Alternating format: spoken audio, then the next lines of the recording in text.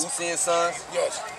Just explain something to you guys about that basketball court over there. I was working with Wayne to try to get the court. Where you going? To my council. But there's one thing about that court that all of you must understand. I don't have a problem with working with anybody to get it open, but there has to be some type of pledge that there will not be any drugs in that park and any alcohol or weed around those children. If that can't happen, we can't compromise on that, then I can't work with you guys, but I'll work with you till the end to get it open. Everybody got basketball courts in their house. Well, let's open it up. But just do this. You guys tell them you can't go in there with that stuff. That's it. That's very understandable. I'm saying you talking to people that can patrol that area and make sure there ain't nothing in there. That's the whole thing of having good communication. You got to self-police. Yeah, that's what.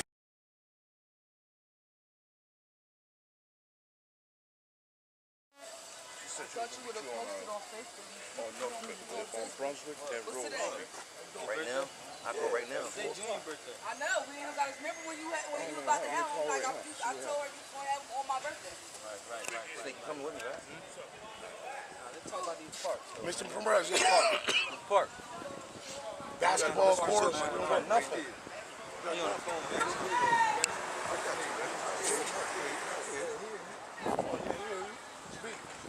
This is where we from, born and raised. Hey, Kathy. Oh, you still getting them guys to meet you at 4 o'clock or what?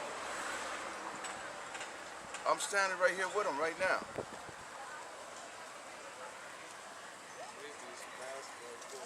Basketball courts, parks, Free lunches again. Matter of fact, listen, you know where I'm at? I'm on Oakland right now. And one of the biggest complaints about the basketball court, the playground is there. Got so much talent with nothing to do. Back there on basketball courts back in There's a whole bunch of parking lots with no cars parked in it. Exactly. We housing projects. People ain't even living, no cars, but we got a big parking lot.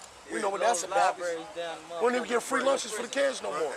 There you go, Doc. We get no free lunches for the kids no more. I get it. Like when we came up. They ain't wonder what's going on. Most of the time, you gotta interact with the people. We are the customers. We are, right? I like when people come through, visit the hood, see what's going on, hear the people's voices. Race and Brunswick. All right, you see that? You ready right now? You leave it now. I'll be over there. My uncle stay on that street. My uncle Bobbly Oos, he a pastor. Yes, he do. Race. He live right on that street, Ray Street. Yes, sir. So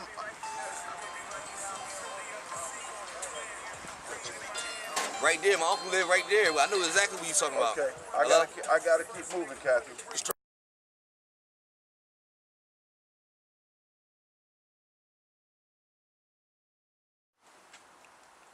Take care. Okay, you tonight. All right.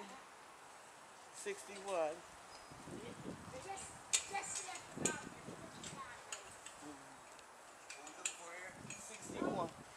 61, you're looking for 3 people.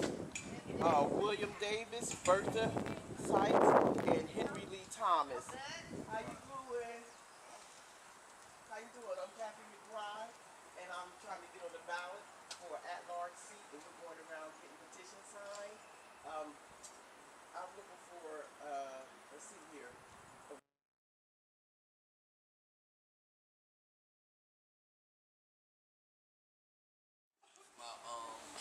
For West Trenton, helping Mrs. Mcbride try to run for city council. I know her son. I played in the street with her son. He's from right here. Everybody from Trenton, right here. Politics as usual. We don't got nothing here, man. Club shut down at 2 o'clock, sometimes 1:30, 1:45. Stores, liquor stores shut down 10 o'clock, most 12. We ain't got nothing. We losing it, losing everything. Don't be camera shy now, Miss McBride. Don't be camera shy. I'm not camera shy at all. Okay. EA2. That's how we do it. This is my grandma used to live at. Let me get it. Yeah, this is my grandma used to live at. God bless her soul. Oh, really? Yep, Elise Carter.